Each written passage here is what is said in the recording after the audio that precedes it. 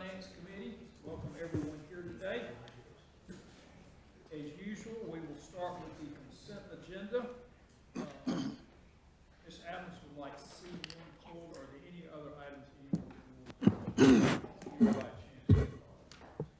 Move for approval of the balance of the consent agenda. Second. We have a motion and a second to approve the. Could y'all not hear me? Excuse me.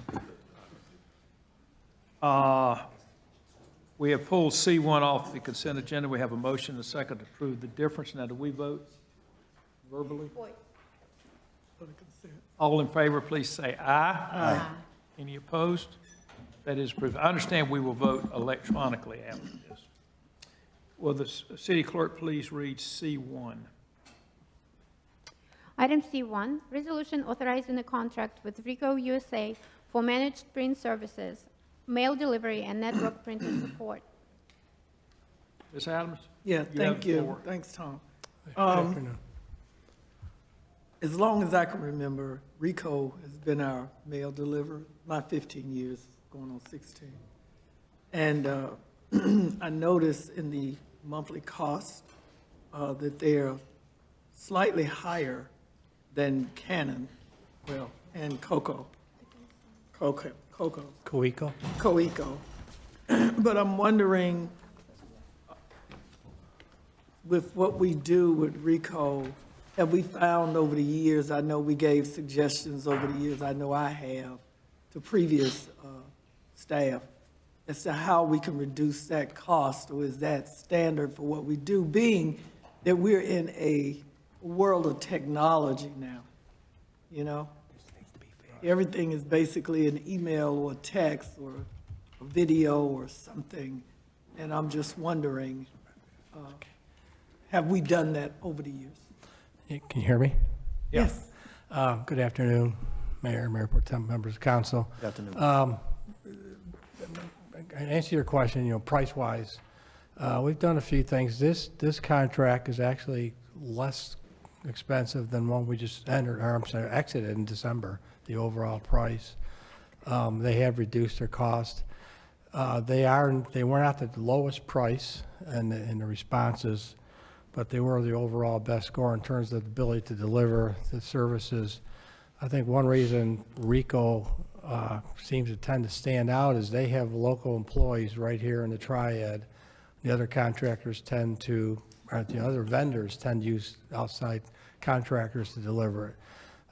Probably the only other vendor that was close in this case, they were coming in with 5 employees in the print shop, whereas Ricoh and the others were putting 5 in there. And we know for a fact, because just 2 years ago, we had to bump it up to 5. So I think Ricoh is cost-wise is valued at the cost. And your other question was, I think, around what have we done over the years to reduce? Is there less printing? I guess because of the email, electronic. I could actually show you the numbers that the printing hasn't really gone down. Probably it stays somewhat steady for the city employees, but the print shop continues to get more and more use. City budget books, for example, strategic plans. So we really haven't reduced our printing overall. I think one reason is we see more and more employees using email. So folks in this room may print less today than we did 3 years ago. But we got a lot more city employees now using it, and printing for different reasons or different jobs. But really hasn't gone down, the volume of printing over the years. I could get you some numbers to actually show you the volume. I'd be interested, because I know when Councilmember Taylor and I came on board, and we were getting those mailings every Thursday at our house. Yep. Former Councilmember Mayor Pro Tem Burke and I was like, oh, why? Yeah. When we have emails, like even now, the mayor can tell you, the Transportation Advisory Committee, our books that we use for our meetings, and they're usually they can be anywhere from 100 to 200 and something pages of maps and charts and everything for Department of Transportation that is digital, And Right. we had to help some of the members get there with that, with some training and whatever, but we went digital, and I'm just wondering, are we trying to make those same strides with city government? Yeah, I'll give you one example that I mentioned in the car, but I probably didn't say it well, is today, everybody in this room as a city employee has assigned printers. And with this new version, we're getting new software from Rico, we're getting what's remote printing. So you'll be able to print, you can be sitting on your iPad, mobile printing for one, but you can print and go in any city facility and wave your badge or put in a pin and print it wherever you may be. Today, it's more confined to your location of, your work, your office. I can't print in City Hall, but I can print in the 5th floor of Stewart, and vice versa. The mayor can print on the 2nd floor, 1st floor, but he can't print in City Hall. So one of the new features is going to be this what's called mobile print security printer. You can print any device. You walk up any facility, swipe your badge or put in a pin and print where you want to be. We're trying to, that it makes more flexibility for our workforce. Really is more mobile these days. Well, you know that. But I can get you some counts. We meet every month with Rico, and we have been for years, and we can get the monthly numbers. I can show you over the years the trend in printing and who's using it where too. I can certainly get that to the manager's office. Because I think, and I'm going to quit beating this horse, I think that when we were doing the mailings to council and the mayor and all of us, that it would come to our house about 6 o'clock, 7 o'clock on Thursday. I delivered them a few personally. Yeah, you're right, because you might get home and they strange people in your driveway in a car putting something at your door. Yeah. But again, I would just like to see, hopefully, that we can move ourselves away from those type scenarios to show the world, again, our city, that we're serious about sustainability and the environment and the paper and, that it's just over and over. But anything in the future, and even now, we appreciate you and your team for everything you've been doing, especially the past year. But anything that you can do, because, again, we're getting into a numbers game now, people. Yeah. Whereas everything that costs anything has got to be looked at now with a fine-tooth comb, and it can't just be that our citizens looking at us going, oh, well, they got to cut this program for my community, for my rec center, for my this, because they don't have the money. But we also, and I know the city manager will do this, because they always do, make sure that all departments are looking at everything we can. Because I remember there have been some budget cycles where we had to cut to the bone. Yep. And most of y'all in here, a lot of y'all remember those times. And it will probably be similar to that now. Okay. Unless the city manager got a leprechaun pot of gold somewhere in his office, somewhere under the desk. But thank you so much for giving me that information. Okay, I understand your question, because of digital society and digital age, why is printing going up? And we have added more facility printers and more mail delivery stops, but I will certainly get some numbers for you. Thank you. You have a comment? I was just going to say to the Mayor Pro Tem, we appreciate your comments, but I think as you pointed out, we are not delivering agenda packages to your house anymore. We're not doing that for committees. We're doing everything to reduce the amount of paper that is being printed. So our publication cost and those things that we're doing, we are very mindful of that and are working to keep those, to eliminate that as much as we can. And not only is it the paper cost, but the personnel cost of putting those things together is tremendous. So we're saving, the clerk's office is a good example of saving a tremendous amount of time in being able to do things electronically. But you do have the flip side, is that you all have an iPad in front of you, and all of our employees have computers. We haven't been able to eliminate the need to print some paper, and so that's what this is talking about. But we do take your concern seriously, and we're looking to reduce anywhere we can, not putting out additional publications. Thank you. Message received.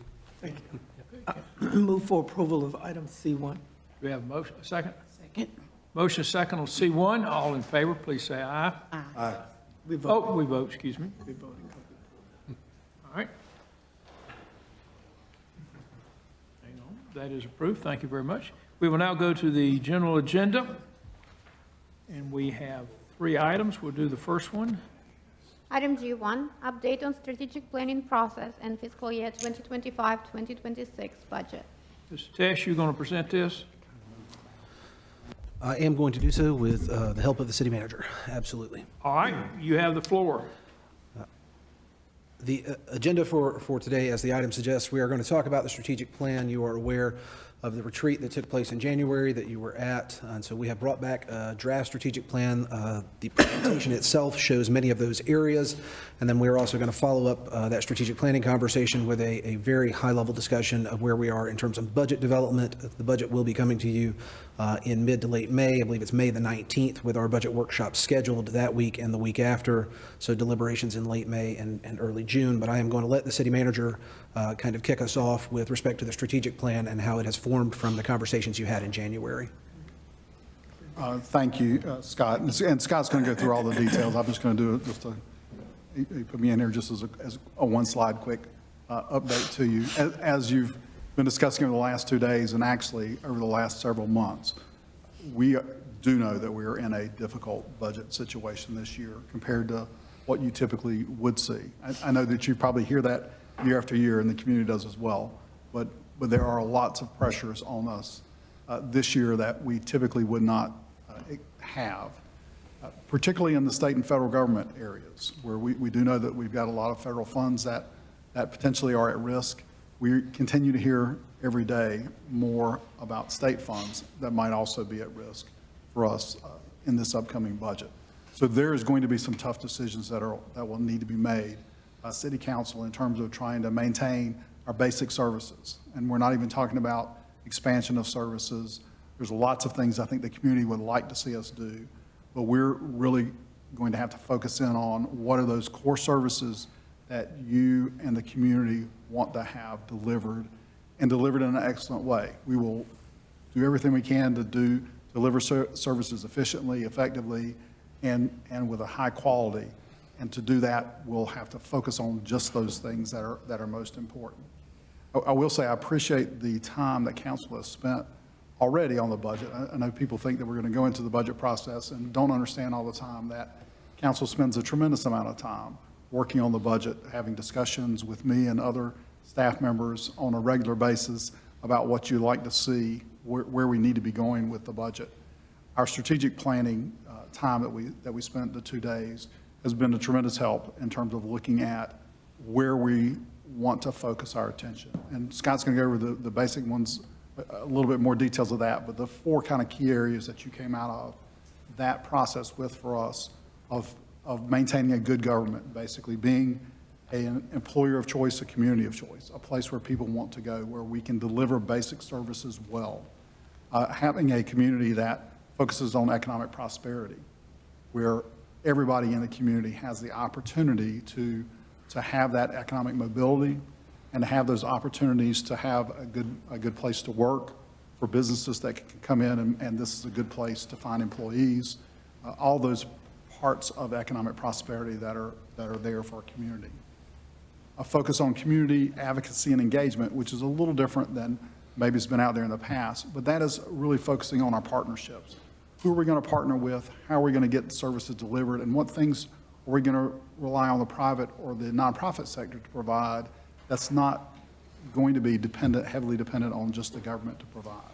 But also the advocacy with our state partners and with our federal partners and our nonprofit partners and the private sector partners to make sure that we're delivering the best services in the best manner to the community at the lowest tax rate we can. And then a livable community, or as I like to say, lovable neighborhoods and livable community, a place we want to make sure that this is a community of choice, that we've got the amenities that the community wants and needs, both to draw individuals here that will then become the great employment base that we have for the various business sectors that we have in the community, and a great place for the business community to operate and know that they've got the infrastructure in place that will allow them to be a successful business in our community. And not only that, we want to make sure everybody, when they leave their work day and they go home, they've got a great place to live, to recreate, to spend their quality time with at home. So those are the key areas that we're going to be focused on as we go through the process. And that is all a direct reflection of what you told us that you believe the community would like to see us focus on. So we appreciate the time that you've done with that. And I'm going to let Scott delve a little bit more into the details of that. Thank you, Pat, for that. The next couple of slides are based off of the new focus areas that Pat just described that came from that January retreat. What you will see, the draft plan is attached in the committee item and is a very similar format to what many of our peers are doing, which is a shortened version of a strategic plan. If you looked at ours currently, it's probably in the 30-page range, and you would have seen Raleigh and Durham and those in the past have had these 40, 50, 60-page strategic plans.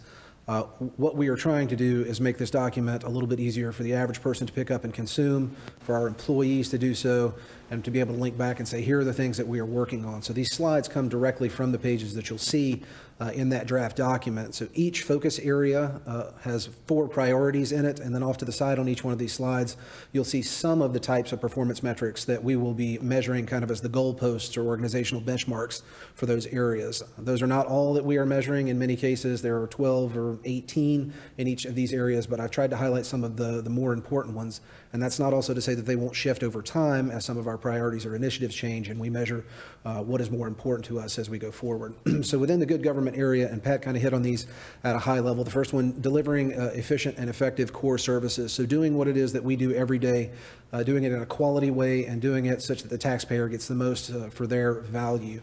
There are lots of things that are going to come as part of this. Some of it is reductions in red tape, that we have bureaucratic processes that we get rid of to make things work faster for ourselves or for residents. Some of that may be staffing studies, looking at what are the necessary costs for some of those core services we currently provide.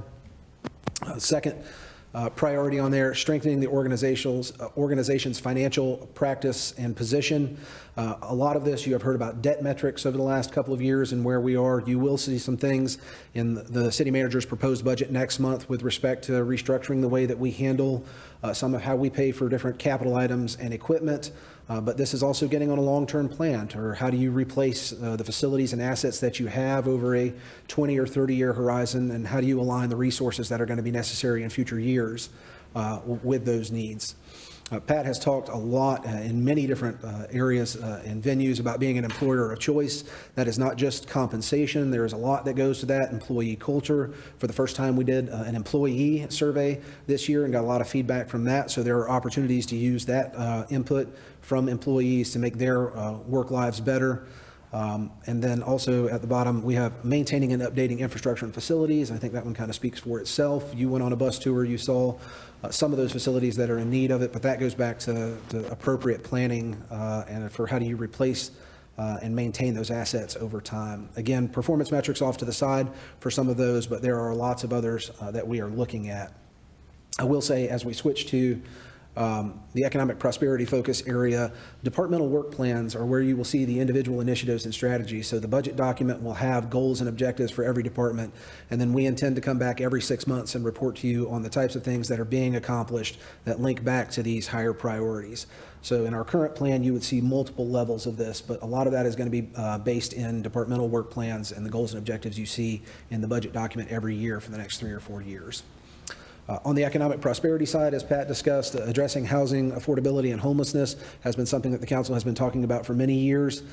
This is not just funding, but there are other things associated with this. How do we make it a better place to be able to build the types of housing you need, both affordable and workforce, and to the extent that you can build market rate housing and push down the housing need altogether, that helps. Improving economic mobility and reducing poverty.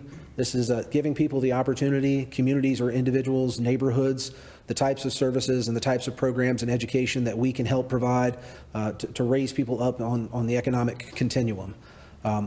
The economic prosperity area really comes from the conversations in 2 areas that you had, kind of individual economic prosperity and then overall business economic prosperity. So the first 2 that you see are probably more aligned with kind of that individual access, and the second 2 more related to the types of economic development priorities we've seen and continue to see, attracting and retaining businesses, obviously creating jobs and tax base, and continuing to foster entrepreneurship, innovation, and small business. Realizing that it's not just large businesses that create jobs and create economic benefit, but that also we have a role in helping those smaller businesses grow and be part of the community as well. As Pat talked about with community engagement and advocacy, first priority, strengthening relationships with community partners. This is really about working with other organizations, 501c3s, helping them understand the landscape of how services are provided, how funding is provided, in some ways perhaps eliminating duplication of services so that we don't have multiple parties paying for the same types of programs and redundancies. There's a lot there in terms of also having people understand where to go and who to get a hold of. The city does not necessarily have the ability to fix everything, but we can be a partner in helping those conversations take place. There was a lot of discussion in January, at the January retreat, about the city in general, and so we have marketing Winston-Salem as a great place to live, work, and play, as Mr. Taylor has said many times, Councilmember Taylor. That's not just marketing from a city's perspective, that's not just the CVB, but that's more of the entire community. How do we talk about ourselves? How do we make ourselves an attractive place for visitors? How do we make ourselves an attractive place for the people who already live here, for businesses, for everyone? And so those conversations around how do we outwardly market ourselves, but how do we also have that communication and conversation? Obviously, a lot about lobbying efforts with everything that's going on at the federal level right now, and things that are happening at the state level as the state budget development process comes on. You have a legislative agenda for both of those, so we will be looking at how many of those items on your legislative agenda are able to move forward, and how many other items, with respect to grant funding or otherwise, that we're able to work through our lobbyists, through strategics, or other routes, so that we are able to get access to funding programs and services that help our community. And then the last place, last priority in community engagement and advocacy is kind of engaging residents where they are. So where that first bullet point is kind of more aimed towards entities, this is aimed towards people. How do we engage people where they are at? How do we communicate with our residents? How do we know that they are hearing what we have to say? And how do we get more entwined in the culture and fabric of the community? I will say a lot of the metrics that we will use in this area will be coming from our resident survey. We do ask quite a few questions about how engaged you feel as a resident, how you feel the city is communicating with you, opportunities to be part of the process. But there are other things like grant funding, lobbying efforts, things that we will be measuring in this area. This one's probably one of the harder areas in terms of really solid performance metrics to say, yes, we absolutely moved the needle there. So this is one of those where I would tell you, we may be changing some of the performance metrics as we see better ways to measure what we're looking for throughout the community. And then the last area, livable community, came together as part of conversations both about public safety and general kind of quality of life and amenities. And so the first priorities that you see, enhancing residents' sense of safety and reducing violence. There was a lot of conversation and noting that it's not just the crime rate, it is the perception of safety overall. You could be in a safe area, but based on what you hear and what you see and how it's said, how do we work with people on understanding the perception of safety in the community and improving that perception of safety? Maintaining the overall appearance of neighborhoods. This is a lot of things. It touches everything from our neighborhood services, code enforcement, through litter collection, and all kinds of other areas. But this is that character and condition of your neighborhood and making it a better place that everyone wants to live in the space that they're in. The next two, again, kind of going more towards that quality of life area, ensuring the city is a community of choice. In the second bullet point or priority, providing regional and community programs and amenities. This is about making available in the community, partnering in the community, and being a part of what makes us a vibrant community overall. And so again, we have performance metrics related to neighborhood engagement, the types of programming and attendance that we're doing, the types of amenities we have, and we will benchmark all of these against our peers to see how we're doing, not just how we're trending and progressing, but what we're doing compared to our peer jurisdictions as well. That is the strategic plan at the kind of 20,000 foot level. Again, what underlies that is right now a very massive spreadsheet, but we do have a system where we will have all of those priorities and then individual departmental initiatives, and we will track progress on those. And the intent is to come back at 6-month intervals to report to that to the City Council. Unless we have any questions, I will switch gears and then go into a high-level budget update, knowing that our budget process and workshops are coming here in about a month or 5 weeks. Please continue. We have started with this one quite a few times. Happy to report the vacancy level citywide has dropped from where it was at a high level a couple of years ago. You can see that we've made progress from 2 years ago and from last year. I will say it depends on what day of the week or what month you pull this. It could be 12%, could be 13 and 12.5, 13.5. But we have made a lot of progress in filling positions from where we were at a rate of 20%, or one in every 5 city positions being vacant. You do see the benchmarks on there historically. We have been as low as 8% many years ago, and I think in the 10% range is probably where you would like to be, or where a lot of our peers tend to be. So 13 is still probably a little higher than we want to be, but much better than where we've been. I'm going to talk about general fund mostly, because that's what we do. I do have one slide at the end talking about enterprise funds, but we're going to talk about major revenues, expenditure side drivers, and then a few policy changes that you might see in the proposed budget. On the personnel side, on the revenue side, property taxes, our utilities sales taxes, of which the electricity sales tax is the vast majority of, and local option sales taxes make up 85% of general fund revenue. So that chart is showing you kind of the budget-to-budget growth that you would see in all of your major revenue sources for the general fund. From a revenue neutral perspective, from property taxes, growth would get us just over $2 million. That assumes a standard growth rate as part of reval. When we come back next month, we'll talk about the difference in actual revaluation and the revenue neutral tax rate. But if you were to assume a revenue neutral tax rate, organic growth in property taxes would be about $2.25 million. Electricity sales tax, we have seen actually quite a good jump in electricity sales tax. It's actually done at a state level now. It is a function both of the amount of energy being used and the cost at which it is being used. Everyone pays this sales tax every time you pay your Duke Energy or Progress bill, or to whomever you pay that. But we were a little conservative this year, got a good bump, and so we're doing a little bit of catch up, have a little more than $3 million there in budget-to-budget growth. And then on the sales tax side, I will bring you next month back a lot of the charts to show you what the growth looks like. But sales tax is down right now, or down from our budget expectations statewide. We are seeing 1% growth right now. That's what we've seen in the first 6 distributions of the year. The state has put out some forecasts, and then they quickly revised and amended them. And I will not begin to say that I have any kind of crystal ball in an economics way to tell you what sales tax and total retail sales are going to look like 6 to 18 months from now. Having said that, a lot of the major cities, I think, are going this conservative route, looking at what the current growth rate is and budgeting out something that is very similar to that. If you were to look at statewide, there are some places where sales tax is going up. Down at the coast, you may see some folks that are talking 4 and 5% sales tax growth, and then in the western part of the state, because of Helene, folks that have negative growth in sales tax. But I think in the heart of kind of the Triangle, Triad, and Charlotte region, you'll see a lot of budget and finance people that are in the 0 to 2% range in terms of what they're projecting for sales tax. So we are kind of right in the middle of that. That nets you just over $7 million in terms of What's the organic growth. opioid settlement, just to complete it? You got to touch on the opioid settlement fund? Sure. That was just a note that we have been using some of the opioid settlement funds to help fund some of the BEAR team, and I tried to include everything on here that was at $500,000 or more in growth, positive or negative, and it snuck in at $0.49 million, which is right at that $500,000 growth. There was a one-time spike in the opioid funds, and it's going back down. Gotcha. So on the expenditure side, a couple of slides here, personnel and non-personnel. So on the personnel side, we have a 4% combined COLA and merit that we are putting in the proposed budget at this point. There are a lot of cities in conversations that I've had that are at different places with this. I don't think until proposed budget books come out and they have those conversations that we'll know exactly what some of our peers are doing.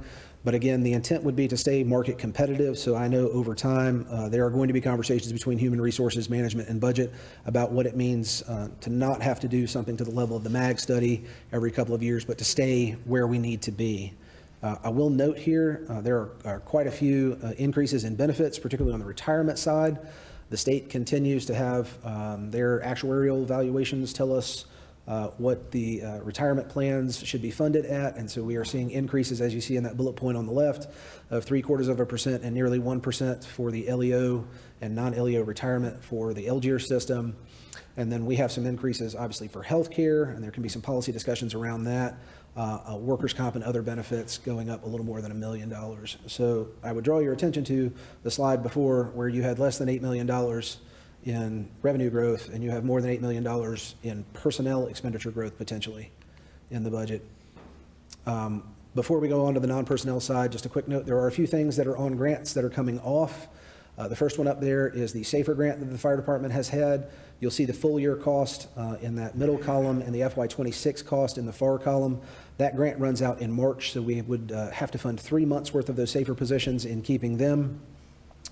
The Bear team has 4 positions. That grant would run out in December, so you have a half year's worth of expenditures for those 4 positions. And then there is one language access coordinator on a Blue Cross and Blue Shield grant in our Human Relations Department, and that runs out on June 30th, and so you would need a full year's worth of funding for that. So in keeping those positions, you would be committing yourself to over $1.5 million in recurring, although only $500,000 of that would be budgeted in fiscal year 26 as a general fund need. On the non-personnel expenditure side of the equation, that first line on the table is really meant to be inflation, contracts, and other what we have historically called some unavoidable costs or base budget costs. You can see in bullet points off to the side there are examples, contracts for the Real-Time Crime Center, our mowing contracts that have a CPI inflator in them every year. Property insurance costs are going up pretty substantially and have been for several years. We do have other services that we are having to provide. There's a section of 52 that NCDOT is giving to us that we will now be responsible for the landscaping and mulching of. Again, that's a service level that has been acquiesced to earlier and is now coming onto the books as part of FY26. And you also have other things, necessary supplies costs, AED replacements, sanitation routing, things that are required, again, for that kind of core service delivery that we're providing every day.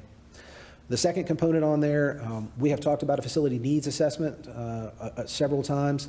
So roughly 800,000 of that second number is in a facility needs assessment. The arc flash assessment, we have always said that safety and compliance issues are at the top of the list of things that we would look at.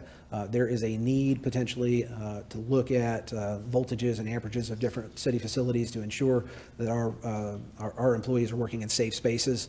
And if we would need to fund that, we would take it from general fund balance as a one-time expenditure. We have IS charges going up roughly $660,000. That's in about the 5% range. That we're keeping IT expenses in a 5% range in the current economy is probably about where we need to be. Fleet maintenance, we are doing a better job and have been for several years of replacing fleet, but as we continue to need to get back on schedule, not only the cost of the supplies needed to do that and the labor to do it, but the vehicles themselves that have not been replaced yet, we're seeing increases in fleet costs. My hope is at some point, as we get back on the replacement cycle, those will taper off in terms of increases over time. And then a little more than $250,000 worth of Duke Energy charges for electrical in buildings and other areas. The last piece I have there is a plug number. We are still working through equipment replacement, but it is close to what we were projecting based on the vehicles that would need to be replaced at $4 million. This is trying to get back on schedule, and then also a reflection of things are significantly more expensive than they used to be. I put this chart together. I was a lowly budget analyst in the fiscal year 12 budget process. Was my first budget process here, and so I went and picked that book up and looked at the cost of the things that we were replacing for many of our core services: fire engines, police cars, tandem axle dump trucks and field operations, sanitation one-arm bandits, and compact trucks.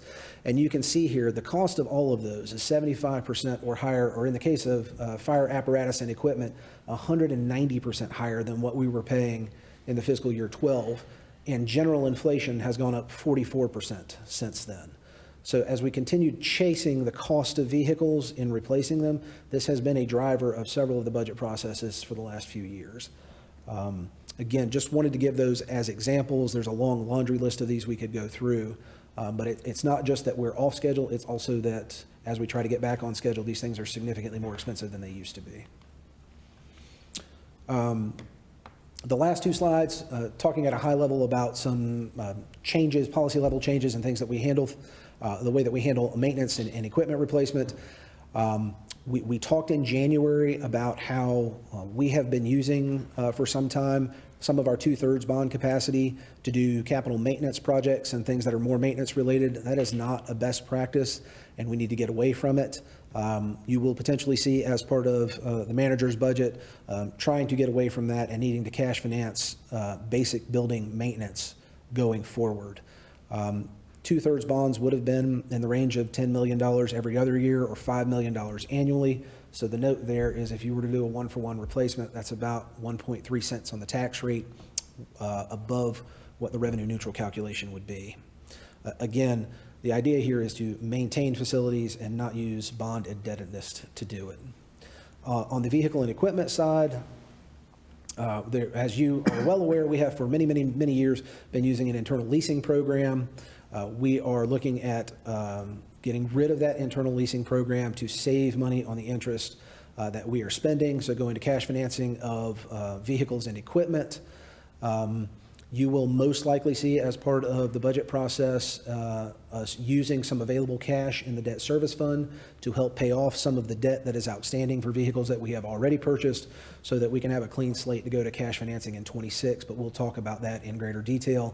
And again, this will save you millions of dollars over time as you are not paying those interest, the interest payments. If you look at about $15 million worth of replacement in the general fund at a 5.5% interest rate, which is what departments are paying, that equals about $2.6 million in interest over 5 years. Even using a 3.5% discount rate on that, you would save almost $1.5 million over that 5-year window. So by doing this, you will save taxpayers money. Kind of a summary level, major expense drivers. We've talked about general fund operations, so the major revenues, organically not creating as much revenue as the expenditure growth. We see there something that we talked about in January. So there are needs in the general fund. We talked last year about the transit fund. The increase last year was related to the contract, was not related to the deficit that the transit fund has long-term, excuse me.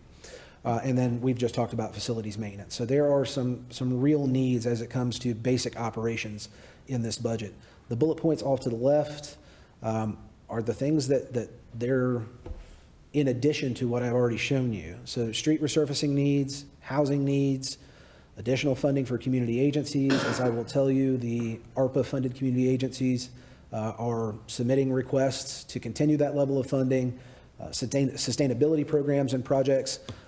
There are lots of things out there where we have said we would like to do these types of things, but there is potentially not a lot of funding going forward to be able to do those without policy changes. That's the general fund at a very high level. So touching on some of the other funds, we just talked about transit, WISTA operations.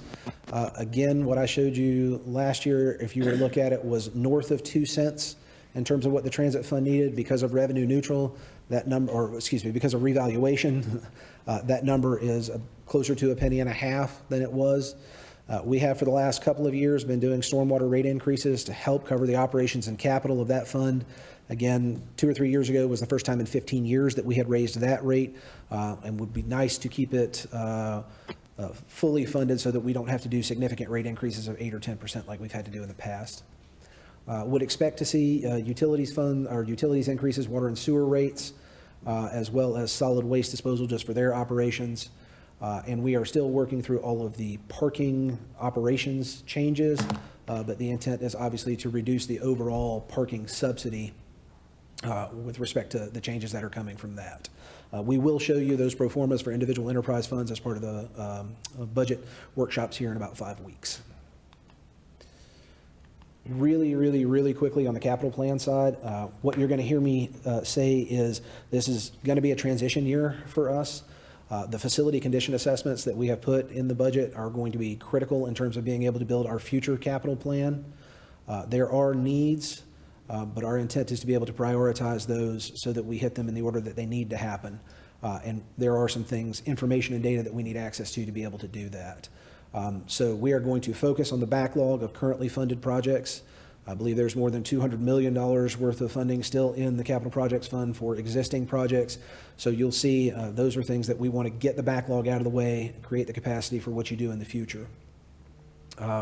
Again, we are always looking at safety and compliance issues as part of the capital plan, so you may see a couple of projects that are new while we're trying to get rid of the backlog that are related to employee safety or community safety. Those are always going to be priorities in our capital planning processes. As we discussed a little bit, removal of 2/3 bonds for maintenance projects, potentially move into cash financing of those, and as well as the same thing with vehicles, not using debt for vehicles or for some smaller projects. We used to put some of the IT projects were lease financed, and you see those in the capital plan. You will not see those going forward either. So some policy changes just on how we use cash versus debt for capital. Preliminary budget calendar. Again, the city manager will release his proposed budget to you at the city council meeting on May the 19th. We will turn around 2 and 3 days later and have 2 budget workshops aimed at operations, capital, and community agency funding. There is another workshop the week after that as follow-up. We do have a little bit different than what we've done in the past. We're going to do 1 budget public hearing. It is going to be at a city council meeting so that anyone who wants to come and talk can do that. And then we are scheduled for adoption of the budget on Monday, June the 17th. Questions, concerns, or Questions, comments? Ms. Adams? Yes, you might not know, but maybe it's going to get injected. Where are the budget overview given to the community out of City Hall? When are those going to be set? Individual budget meetings outside of yours? Normally, yeah, we have folks in the community to get to weigh in, just like, you know, everybody can't get to City Hall. That was one of those things that I've always been about, much as some of us love this place. We got to start making the effort intentionally. People understand what you communicate to them. If there's communicated, not at the macro, but the micro, where everybody get the same message. With what we're going through right now, I think it is very paramount that we have at least 2 town hall budgets, somebody out in our city to allow citizens to come, whether it's 20 or 200, I don't care. But we need to do that. Somewhere in the midst of this, before we get into the deepness of this budget, whenever it comes out, city manager, May the 19th, somewhere after that, before that, June 2nd, is that the one we vote, or we vote before that? We're gonna vote, 17th. yeah, we're gonna vote on the ratification of it in June, Monday, the 17th. Yeah. But a public hearing, June the 2nd at City Hall. But we've also had these things outside of City Hall. And I'm wondering, are we looking at doing that? And if we're not, we might want to. And we certainly, if that's council's desire, we can look at holding additional town hall meetings. I would suggest to council, we have moved up the budget presentation process, so that's a little earlier than we typically would do it, so that everybody will have it and will have the ability to comment on it. As you mentioned, it is not only is it hard for people sometimes to get to a city council meeting, but it's hard if you just have a set town hall meeting for people to get to that particular one. Not that we shouldn't have some of those, but I do believe we will have options for council, for the community to look at the budget and then to send comments to either us or to you, which I'm sure you get plenty of comments during the budget process. Our goal will be to have the budget information out on the 19th so that folks can start reviewing that and get information on that, as they can watch the Finance Committee of the whole meetings, that you're having discussions of the items so they can see what's in and not in the budget. Unfortunately, there'll probably be a lot more that's not in the budget than is in the budget this year, and have those opportunities. But we can also set up, if it's council's prerogative, specific opportunities out in the community for folks to come in and have comments. I would suggest that probably means council members need to plan on what days you would be available on those evenings to try to do those. But, sir, it's not about the council members, it's about the community. And we keep saying that to each other. I'm just saying, when things are bad, when things are uncertain, and people are losing hope, it is up to us, because all politics are local, to take the message to the people. The people don't expect us for them to roll up in here. I mean, we know who's going to be at those meetings, the ones of us that's done this. It's going to be the nonprofits, it's going to be and I don't have a problem with that, good for them, everybody, it's the same audience. These are people with true vested interests of their nonprofits and those agencies that they support. I am saying we need to look at the schedule, the calendar, look at the community, and strategically, like we do for planning or any other projects, we want to let the community know that we need to have at least 2 in the city of Winston-Salem with almost 260,000 people.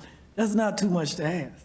And it's not the council members to do it, because we might show up if it's in our ward or somewhere, wherever it is, but we're not the ones that are the subject matter experts to get up in front of our people and say, these are the things that are going to be challenges.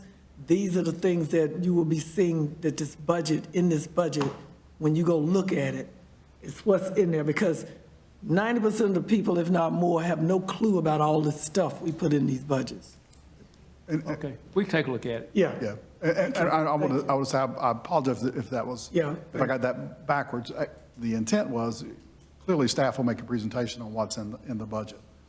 I'm suggesting that the community is going to want to talk to you as the elected body, as opposed to us, on what they want to see. Okay, Mr. Taylor? Thank you. Mr. Tesh, I'm just thinking in terms of revenues to the general fund as we consider the budget. If you can bring us some information on our ABC sales. Can absolutely do that. They are up. Beer and wine I thought so. distributions are actually down Of a little course bit. it is. Bad times, like they are. COVID, everybody drink. They are a much smaller portion of that, but have been increasing over time at a rate probably in the 5 to 10% range for the last couple of years. But, yeah. Okay, we Thank can you. get that. Okay, Good presentation. thank you. Anything else? And by the way, folks, I suggest we all put those into our calendars. Yeah, well, I think we've already been invited to some of those. Okay, thank you.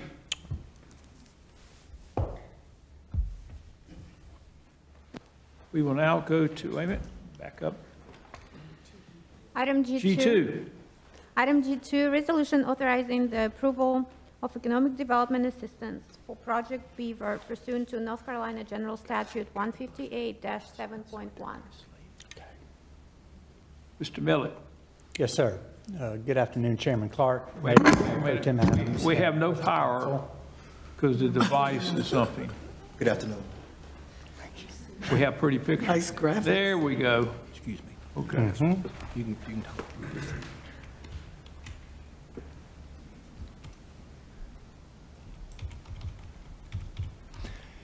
Excuse me, but it's, keeps going to sleep on us. The meeting will begin shortly. Okay, let's begin now. Did we lose power? Do you need this? I do not, but based on the slide, I very much appreciate being first on the agenda today. So projects.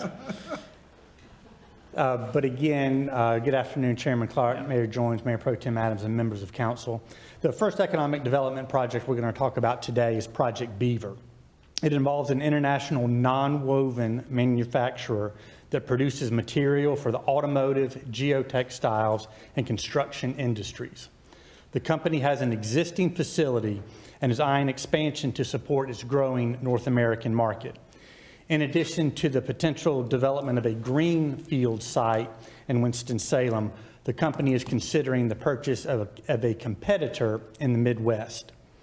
Project Beaver is seeking financial assistance for the new facility, which would create 28 new jobs at an average wage of $47,321. Positions include machinery operators, warehouse staff, maintenance workers, and administrative staff. Taxable capital investment is expected to total $31 million over the first 5 years. Staff recommends performance-based economic development assistance of up to $291,183, which represents 50% of the net new property taxes expected to be generated in the first 5 years. Forsyth County and the state of North Carolina are also considering incentives. If approved by committee today, it will have a public hearing at the city council meeting on Monday, the 21st. We also have folks from Greater Winston-Salem here today in support of the project. So if it goes out of committee, it goes to the council Monday for public hearing, and then we would have a vote on it the 1st of May? The vote would be at Monday's meeting on the 21st. Okay, Yes, sir. Okay, yeah. Any questions, comments? By the way, for folks in the TV land and audience, we were briefed on this in an executive session. So if no questions here, it's not lack of interest, it's just that we've already spent a good amount of time on this. Have that, Ms. Scipio. Mr. Millett, it's always interesting we have these new jobs coming. Do they require any special training if this, if it goes through? And would Forsyth Tech be the place where residents would go for that training, or do you know that at this point? I will turn to Ellis Kiefer with Greater Winston to answer the specifics on this particular project. Generally speaking, when worker training is involved, that is a part of the state level incentive, and frequently that is through Forsyth Tech. Yes, ma'am. Ms. Kiefer, you please give your name and address for the record. Yes, Ellis Kiefer, 525 Vine Street with Greater Winston-Salem. Good afternoon, Chairman, Mayor Pro Tem, and members of council. To answer your question, the first project, Project Beaver, that Ken mentioned, already uses Forsyth Tech. They're an existing industry within the county, and so they've been partnering with Forsyth Tech for years and are excited to continue to do so. The other project, Project Renaissance, does not yet have any comparable workforce development programs in place, but they're thrilled to have the opportunity to partner once they hopefully choose Forsyth County. But in terms of the training required, a lot of the jobs that both of these projects are bringing are pretty entry level. So you can walk in the door and have opportunity, but some require some specialized additional training. Great question. Thank you. Thank you. Mr. Millett, you have anything else to say? No, sir, not on that. Any questions or comments? Mr. Taylor? My question is for our attorney, Attorney French. I may know the answer to this, but are there clawbacks in place for this deal? And if so, if you can just talk a little bit about our process. I caught you off guard. I apologize. Woke her up. Come on. Thank you, Councilman Taylor, for your question. You were asking about clawbacks. I do believe that we build in those provisions in each one of our contracts to make sure that the city is protected in these types of situations. I'm assuming that Mr. Millett could talk a little bit more about what those specific provisions for this would be. But for this one, and I believe the next one that's on the agenda, I think both of those provisions would be in both of those contracts. What was the second part of your question? That's it. Okay. I'd just like to hear a little bit more from Mr. Millett. Okay. Thank you. Sure, Councilmember Taylor, in all of our economic development agreements, I would say that there are two major clawbacks in there. One of them is how we pay that incentive. As you know, from every project we bring based on net new property tax revenue generated by the project, we do not pay any of those incentive payments until the company has already paid its property taxes. So one, we don't pay anything if it has not been received. Number two is there is an operating period in each agreement that says if the company must operate for a minimum of 10 years. If it does not operate for a 10-year period, there's a proportional percentage of the incentive that has been paid that the company has to pay back. For instance, if it ceases operations in the first 5 years, it has to pay back every penny of the incentive that it has been paid. Thank you. Thank you, Mr. Chairman. Okay. Can I get a motion on G2? I move for approval of G2. We have a motion to second on G2. If you will please vote when it comes up. That is approved. Thank you. We will now go to G3. Item G3, resolution authorizing the approval of economic development assistance for Project Renaissance pursuant to North Carolina General Statute 158-7.1. Mr. Bellett, you have the floor again. Yes, the second project that we're talking about today is Project Renaissance.